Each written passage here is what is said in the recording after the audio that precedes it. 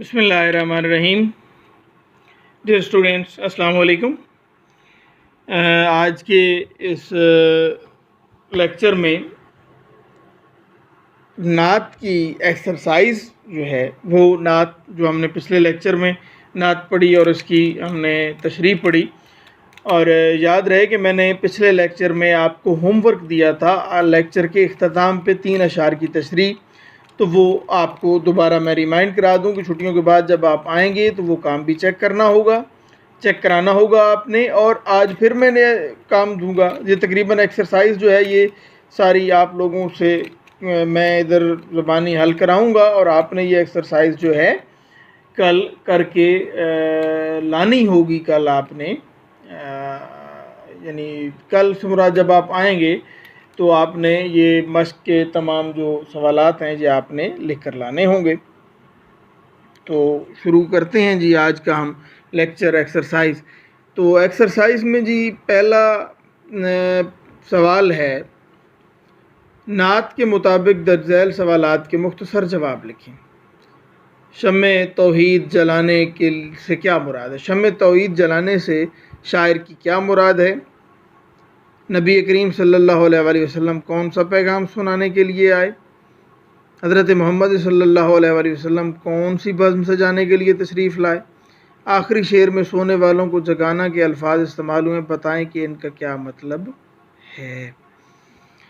अब आपने इन अशार के इन सवालात के जवाबात जो हैं वो नात के कंटेक्स्ट के हवाले से देने हैं, जो नात अभी हमने पढ़ी है। तो पहला सवाल है कि शम्मे तौहीद जलाने से शायर की क्या मुराद है? तो ये दर्जी बज़्म कौनैन सजाने के लिए आप आए, शम्मे तौहीद जलाने के लिए आप आए। तो शम्मे तौहीद जलाने से शायर की मुराद क्या है? दुनिया में अल्लाह ताला की वहदानियत का, दुनिया को अल्लाह की वहदानियत क्या है? सवाल जी जो पहला हमारा, शम्मे तौहीद जलाना, तो इससे क्या मुराद है? ये मैं इशारे के ज़रिए आपको मुख्तसरन समझा रहा हूँ। शम्मे तौहीद जलाना बमानी कि अल्लाह की तौहीद का पैगाम दुनिया तक पहुँचाना। तो आप सल्लल्लाहु अलैहि वसल्लम की दुनिया में तशरीफ़ आवरी का मकसद भी शम्मे तौहीद जलाना बयान किया गया, और शम्मे तौहीद जलाने से मुराद अल्लाह ताला की तौहीद का यानी वहदानियत, अल्लाह एक है, ये पैगाम इंसानियत तक, लोगों तक, दुनिया तक पहुंचाना है। शम्मे तौहीद जलाने से मुराद वहदानियत का पैगाम दुनिया तक पहुंचाना है। वो वहदानियत का पैगाम चूँकि एक नूरानी पैगाम है, एक नूर भरा पैगाम है, तो उसे शम्मे तौहीद यानी तौहीद की रोशनी फैलाने से तशबीह दी गई, शम्मा से तशबीह दी गई है, उस रोशनी फैलाने, उस नूर ईमानी फैलाने को। नबी करीम, दूसरा सवाल है, नबी करीम सल्लल्लाहु अलैहि वसल्लम कौन सा पैगाम सुनाने इस दुनिया में तशरीफ़ लाए? तो अब हमने वही कि जी नात के कंटेक्स्ट के हवाले से हमने बात करनी है। अगर वैसे हमने वजाहत करनी हो, आप सल्लल्लाहु अलैहि वसल्लम कौन सा पैगाम पहुँचाने के लिए, आप अल्लाह का पैगाम पहुँचाने के लिए तशरीफ़ लाए, आप अल्लाह की वहदत का पैगाम, इंसानियत का दर्स देने के लिए, क़ूलू ला इलाहा इल्लल्लाह लअल्लकुम तुफ़्लिहून। अच्छा, मज़ीद बहुत सारी बातें इस मौजू पे हम कर सकते हैं, की जा सकती हैं, लेकिन हमने इस सवाल का जवाब नात जो हमने पढ़ी है उसके कंटेक्स्ट के हवाले से, उसके मतन के हवाले से हमने इसका जवाब देना है। तो एक पैगाम जो हर दिल में उजाला कर दे, सारी दुनिया को सुनाने के लिए आप आए। तो अगर इस शेर के इस सवाल के जवाब में यही शेर लिख दें तो भी ये दुरुस्त है, और अगर आप वजाहत नसर के अंदाज में कर दें तो भी, कि आप सल्लल्लाहु अलैहि वसल्लम दुनिया को कौन सा पैगाम देने के लिए तशरीफ़ लाए? वो पैगाम देने के लिए तशरीफ़ लाए कि जिससे हर दिल में उजाला हो या हर दिल में नूर फैल जाए, यानी نور ایمانی کا جو پیغام ہے، جو اسلام کا پیغام ہے، جو اللہ کا پیغام ہے، وہ لوگوں تک پہنچانے کے لیے آپ صلی اللہ علیہ وآلہ وسلم اس دنیا میں تشریف لائے۔ اچھا جی، اگلا سوال ہے، حضرت محمد صلی اللہ علیہ وآلہ وسلم کون سی بزم سجانے کے لیے تشریف لائے؟ اب پھر نعت کے کنٹیکسٹ کے حوالے سے ہم نے دیکھنا ہے، تو کون سی بزم سجانے کے لیے؟ نعت کا جی پہلا مصرع تھا، بزم کونین سجانے کے لیے آپ آئے۔ تو میں آپ کو اس کا کنٹیکسٹ کا جو ہے وہ سامنے یہ آپ کو نظر بھی آ رہا ہے، اس کو اب نثر میں اس جملے کو آپ نے خود بنانا ہے، میں وضاحت نہیں کرنے لگا۔ آخری شعر میں سونے والوں کو جگانے کے الفاظ استعمال ہوئے، بتائیں کہ ان کا کیا مطلب ہے؟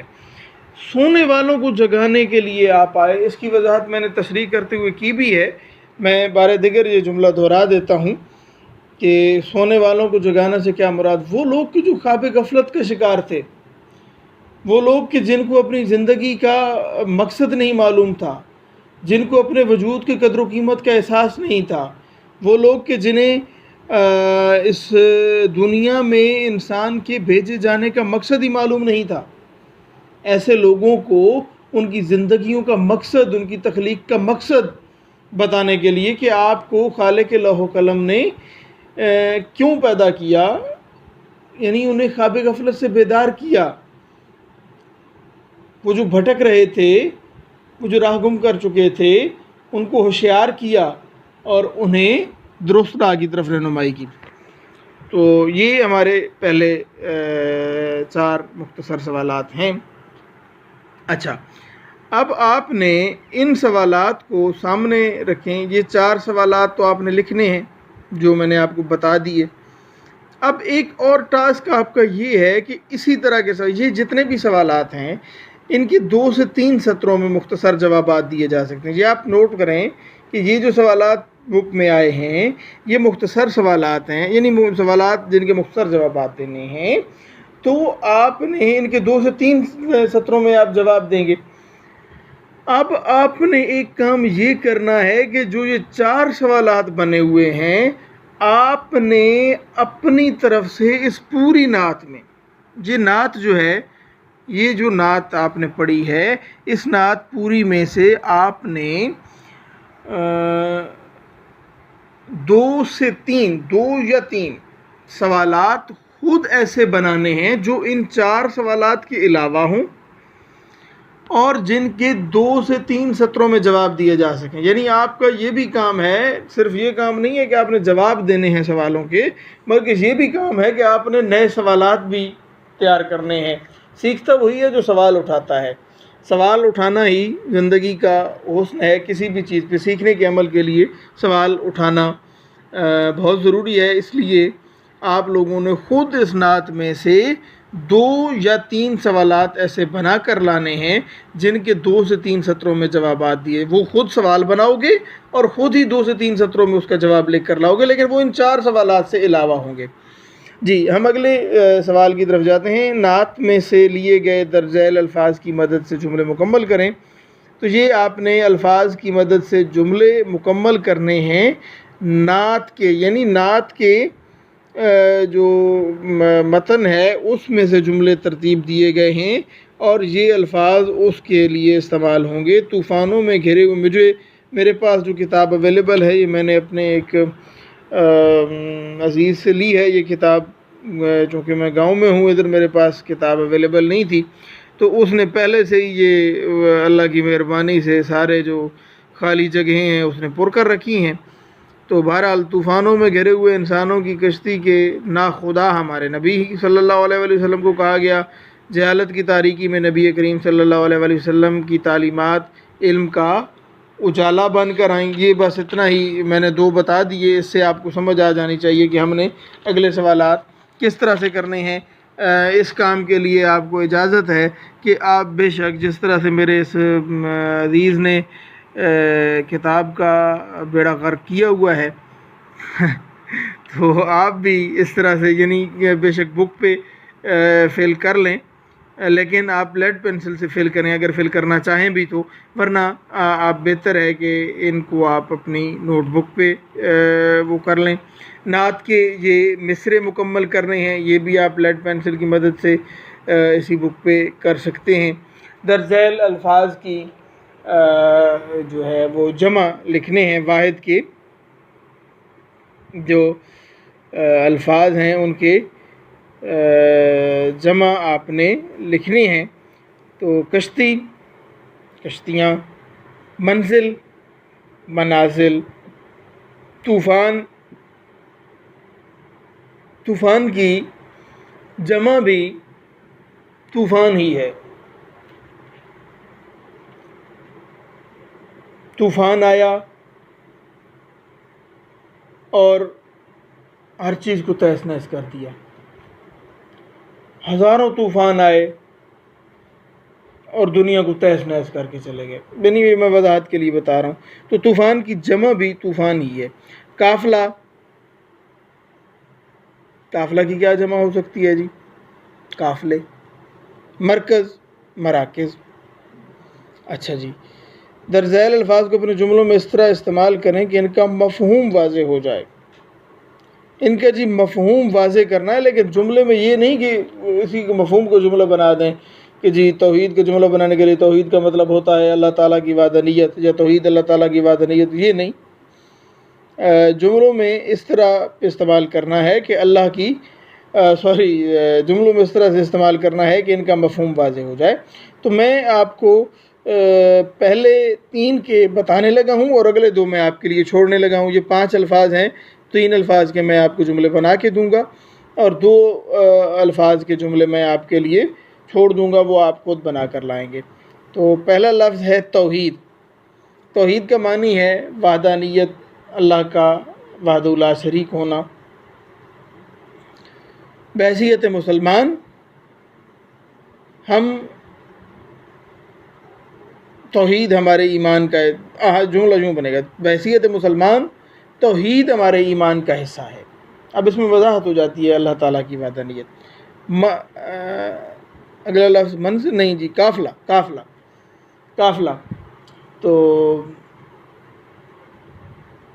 قافلہ کا جی جملہ ہم نے کیا بنانا ہے؟ پہلا جملہ ہم نے بنایا ہے اس کا، میں چلو تھوڑا سا یہ ساتھ میں لکھ کے بھی وضاحت کر دوں جی. پہلا جملہ ہم نے بنایا توحید کا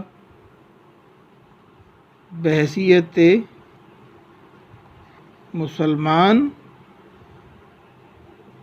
توحید ہمارے ایمان کا حصہ ہے. اب دوسرا لفظ ہے جی قافلہ.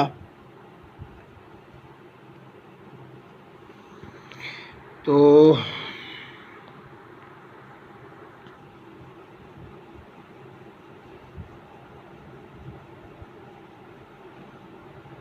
پرانے زمانوں میں لوگ لٹیروں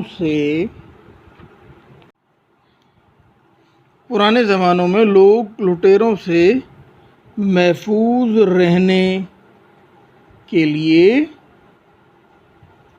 قافلوں کی شکل میں سفر کرتے تھے. اب اس میں قافلے کا مفہوم واضح ہم کر رہے ہیں. قافلہ، کاروان. اچھا، اگلا لفظ ہے کون سا جی؟ پیغام.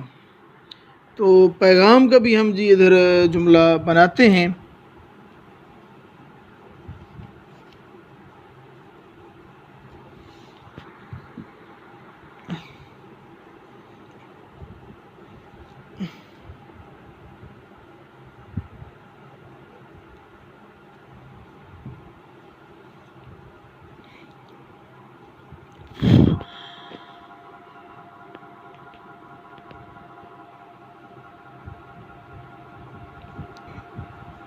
ایک انسان کی حیثیت سے محبت اور امن کا پیغام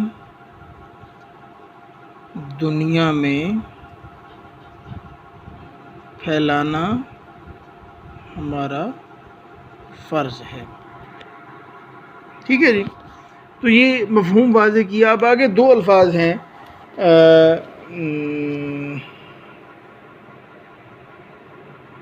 مدت اور منزل، ان دو کے آپ نے خود جملے، یہ جملے جو میں نے بنائے یہ بھی آپ نے لکھ کے لانے ہیں، اور جو جملے میں نے نہیں بنائے، جو میں نے چھوڑ دیا آپ کے لیے، وہ بھی آپ لوگوں نے بنا کے لانا ہے۔ درج ذیل الفاظ میں سے مذکر اور مؤنث الگ الگ کریں۔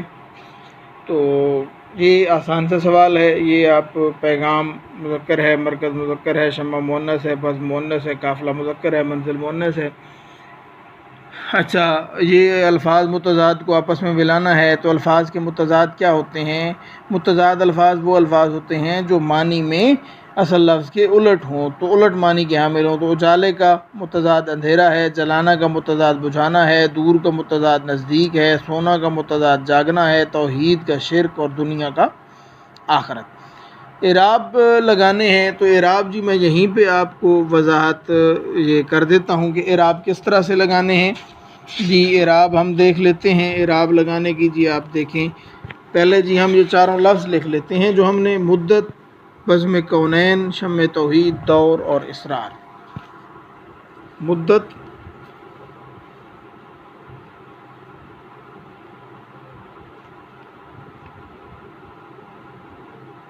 بزم کونین،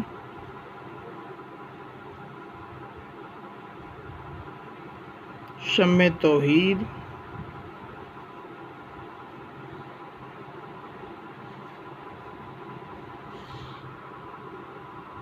دور اور اسرار۔ جی تو یہ اس کا میم پہ پیش، دال شد اور زبر تے سکون۔ بزم کونین، کاف پہ آپ نے زبر ڈالنی ہے، واو سکون، نون پہ زبر ہے، یہ سکون۔ بے پہ زبر، زے سکون، میم کے نیچے زیر، بزم کونین، یہ اضافت کی زیر ہے۔ ویسے بزم کے اعراب میں یہ نہیں ہے، لیکن یہ اضافت کی زیر ہے بزم کونین کے لیے، جیسے کہ یہ شمع توحید کیجئے، عین کے نیچے جو زیر ہے یہ بھی اضافت کی ہے۔ شین پہ زبر، میم پہ سکون، عین کے نیچے یہ زیر، تے پہ زبر، واو سکون، اور ہے کے نیچے زیر، یہ سکون، دال بھی سکون۔ دور، دال پہ آپ یہ کیا کریں گے، سوری دور نہیں، یہ دور ہے لفظ، تو دال پہ آپ پیش ڈالیں گے، اور واو سکون ہے، رے اسی طرح سے رہے گا، یہ بھی سکون میں۔ اسرار، الف پہ زبر، سین سکون، رے پہ زبر، الف اسی طرح سے، اور رے بھی سکون، تو یہ اسرار۔ تو یہ اعراب جو کہ آپ کے تلفظ کی وضاحت کے لیے، نعت کے درج ذیل شعر میں مرکز سے شاعر کی کیا مراد، یہ تشریح میں ہم آپ کو بیان کر کے آ گئے ہیں کہ جی مرکز سے مراد حضرت صلی اللہ علیہ وسلم کا ایک پیغام، ایک وحدہ لا شریک ذات اللہ رب العزت کی طرف بلانا ہے، تو اس میں مرکز اللہ کی ذات جو دین اسلام کا پیغام ہے۔ اور یہ جتنے بھی میں نے آپ کو کام دیے ہیں ایک مرتبہ میں پھر ریپیٹ کر دیتا ہوں کہ جی آپ نے اس نعت میں سے، پچھلے لیکچر میں ہم نے کام دیا تھا 3 اشعار کی تشریح لکھنی ہے، آپ نے پہلے 3 اشعار کی، یہ نعت کے جو مختصر سوالات کے جوابات ہیں یہ آپ نے لکھنے ہیں۔ یہ آپ بے شک ادھر جو جملے مکمل کرنے والا یہ سوال نمبر 2 اور سوال نمبر 2 کی بے جز ہے، یہ آپ ادھر ہی کر لیں گے۔ سوال نمبر 3 بھی بے شک بک پہ کر لیں۔ سوال نمبر 4 ہے جی الفاظ کی جمع، یہ آپ نے لکھنا ہے۔ سوال نمبر 5 میں سے آپ نے سارا لکھنا ہے، 3 میں نے لکھائے ہیں، 2 آپ نے خود بنانے ہیں، مذکر مؤنث آپ نے خود بنانے ہیں۔ اچھا، یہ نعت کا خلاصہ اپنے الفاظ میں لکھنا ہے، تو جو ہم نے تشریح کی ہے اس تشریح میں سے 5 لائن کا آپ نے 5 سطروں کا یا 5 لائن کا آپ خلاصہ، 5 سے 7 لائن کا خلاصہ آپ کو تحریر کریں گے، اور یہ متضاد الفاظ ہم نے ملانے، ان کو چھوڑ دیں، اعراب آپ صرف مکمل کر دیں۔ نعت والے یہ شعر کی تشریح جو ہے یہ یقیناً اس میں تشریح میں آپ کو بتا چکا ہوں، یہ بھی آپ نے لکھنی ہے۔ تو یہ 3 اشعار کی تشریح، سوال نمبر 1 اور سوال نمبر 4، 5 اور 6، 7 اور سوال نمبر 9، 10، یہ آپ نے کاپیوں پہ لکھنے ہیں۔ آج کی گفتگو یہیں تک، آج کا لیکچر اپنے اختتام کو پہنچتا ہے۔ انشاءاللہ کل ہم اگلے چیپٹر کے ساتھ درد دل کے واسطے پیدا کیا انسان کو بات کریں گے. تو خوش رہیں، خوش رکھیں. اللہ حافظ.